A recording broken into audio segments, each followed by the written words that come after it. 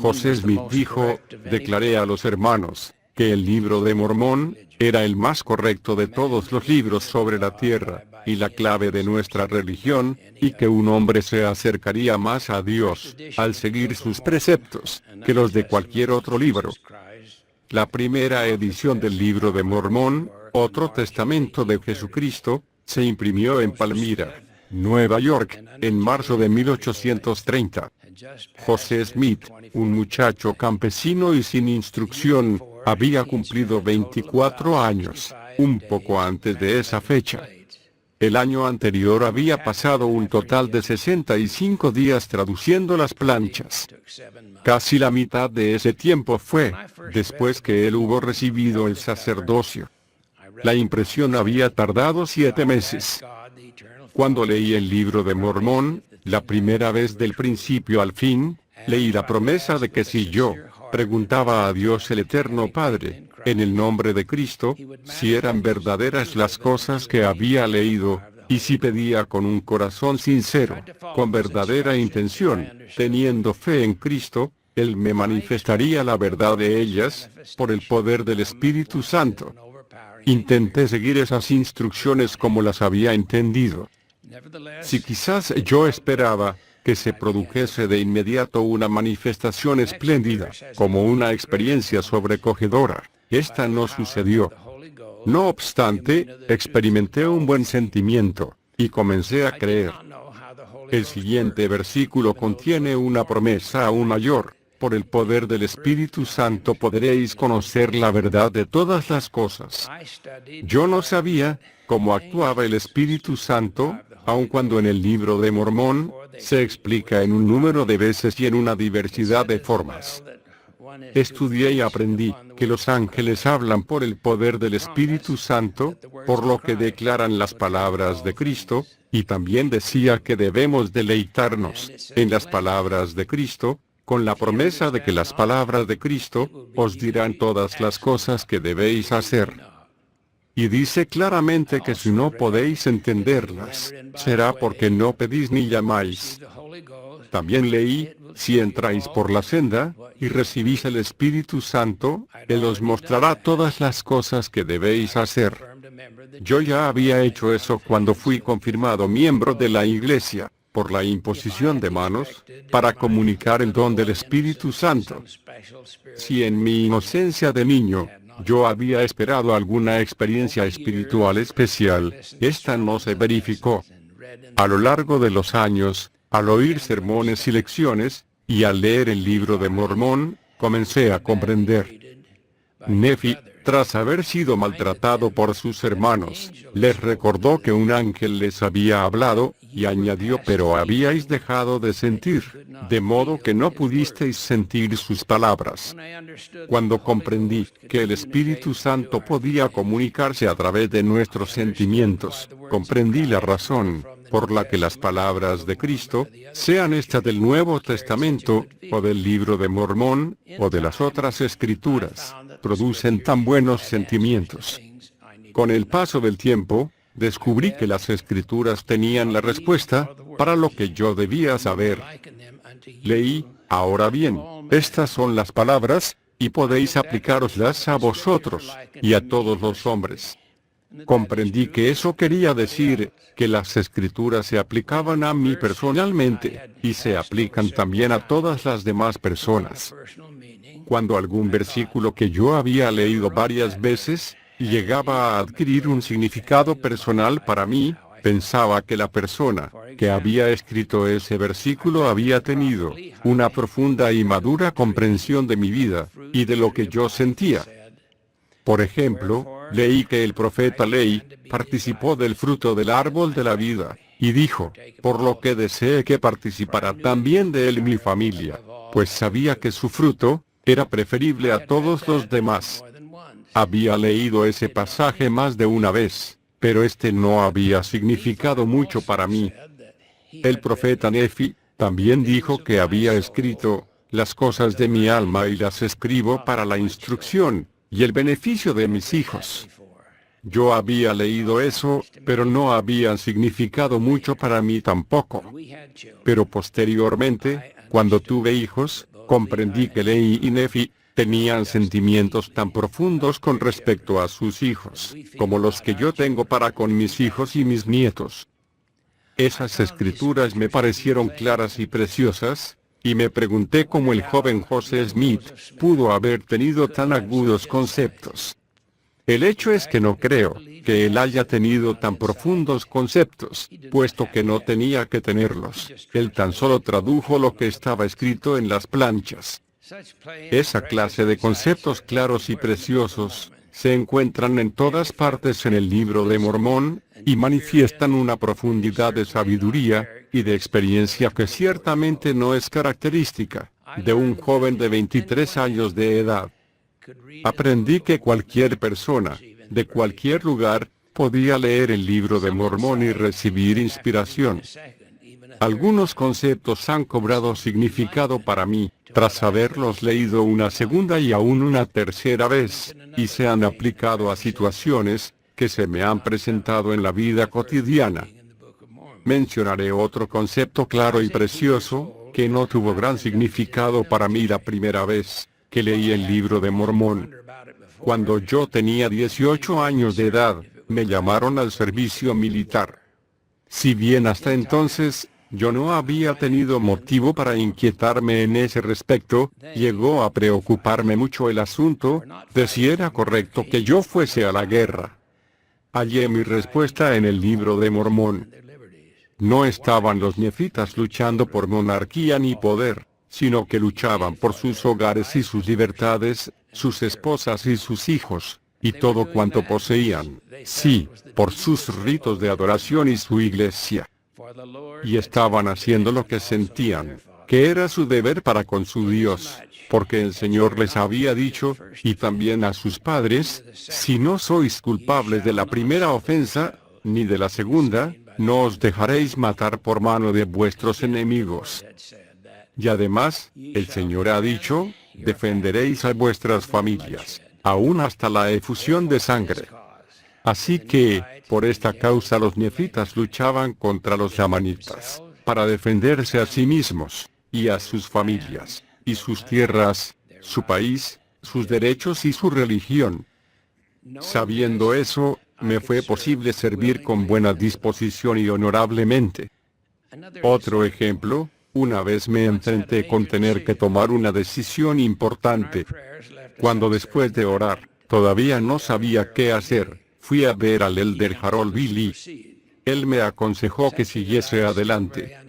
Al percibir que yo aún me sentía muy indeciso, me dijo, el problema que usted tiene es que desea ver el final del camino antes de comenzar a recorrerlo. Enseguida, me citó el siguiente versículo del Libro de Mormón, no contendáis porque no veis, porque no recibís ningún testimonio, sino hasta después de la prueba de vuestra fe.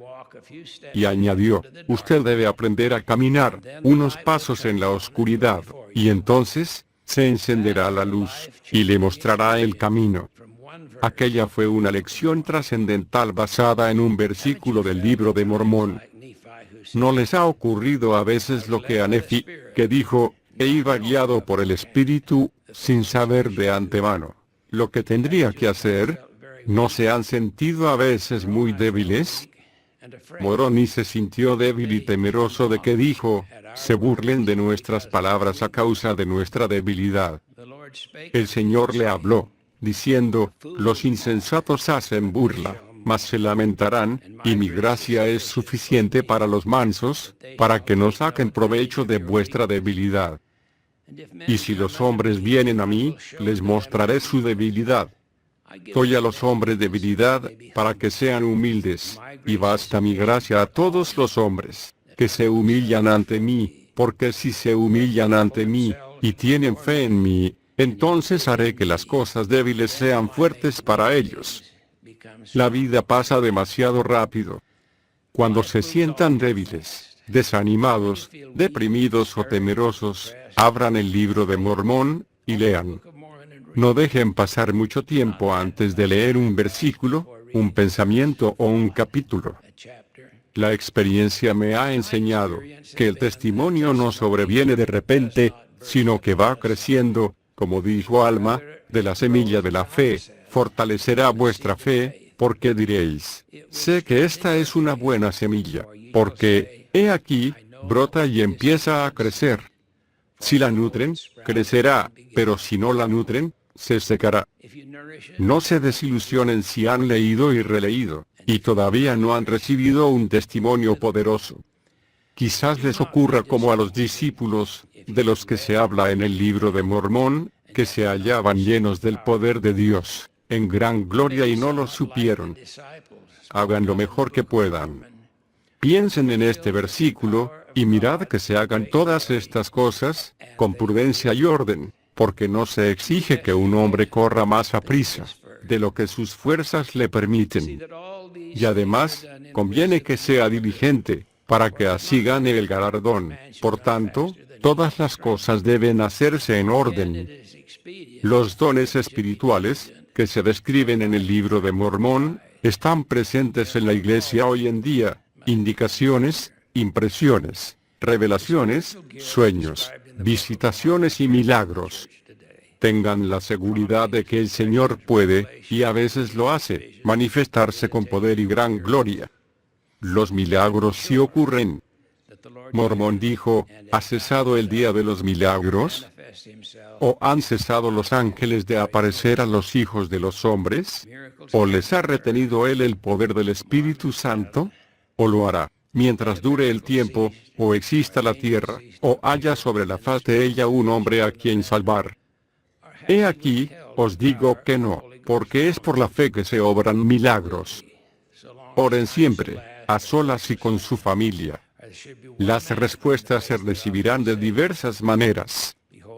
Unas pocas palabras, o una frase de un versículo, como por ejemplo, la maldad nunca fue felicidad, les hará saber de la realidad del maligno, y cómo éste trabaja. Porque de este modo obra el diablo, porque él no persuade a ningún hombre a hacer lo bueno, no, ni a uno solo, ni lo hacen sus ángeles, ni los que a él se sujetan. Profetas de las diversas generaciones han enseñado las doctrinas del Evangelio sempiterno, para proteger a los pacíficos discípulos de Cristo. Mormón vio nuestra época, e hizo esta advertencia, excepto que el Señor castigue a su pueblo con muchas aflicciones, sí, a menos que lo visite con muerte y con terror, y con hambre, y con toda clase de pestilencias, no se acuerda de él. Cuando el Señor visitó a los nefitas, ellos le preguntaron el nombre por el cual habían de llamar esta iglesia, porque había disputas entre el pueblo concernientes a este asunto. El Señor les dijo, ¿por qué es que este pueblo ha de murmurar y disputar a causa de esto? ¿No han leído las Escrituras que dicen que debéis tomar sobre vosotros el nombre de Cristo, que es mi nombre? Porque por este nombre seréis llamados en el postrer día. El objetivo central del libro de Mormón es su testamento de Jesucristo. Más de la mitad de los más de 6.000 versículos del libro de Mormón se refieren directamente a él. Por tanto, hablamos de Cristo, nos regocijamos en Cristo, predicamos de Cristo, profetizamos de Cristo y escribimos según nuestras profecías, para que nuestros hijos sepan a qué fuente han de acudir para la remisión de sus pecados. El libro de Mormón es un tesoro interminable de sabiduría e inspiración, de consejo y de corrección, adaptado a la capacidad del débil y del más débil de entre nosotros. Además, es rico en alimento para los más instruidos y estos se vuelven humildes. En el libro de Mormón aprendemos el plan de salvación, o sea, el gran plan de felicidad, la doctrina de Cristo y la expiación. Porque la muerte es necesaria. La vida después de la muerte en el mundo de los espíritus. La forma en la que actúa el maligno. El orden del sacerdocio. Las oraciones sacramentales. La forma segura de discernir entre el bien y el mal.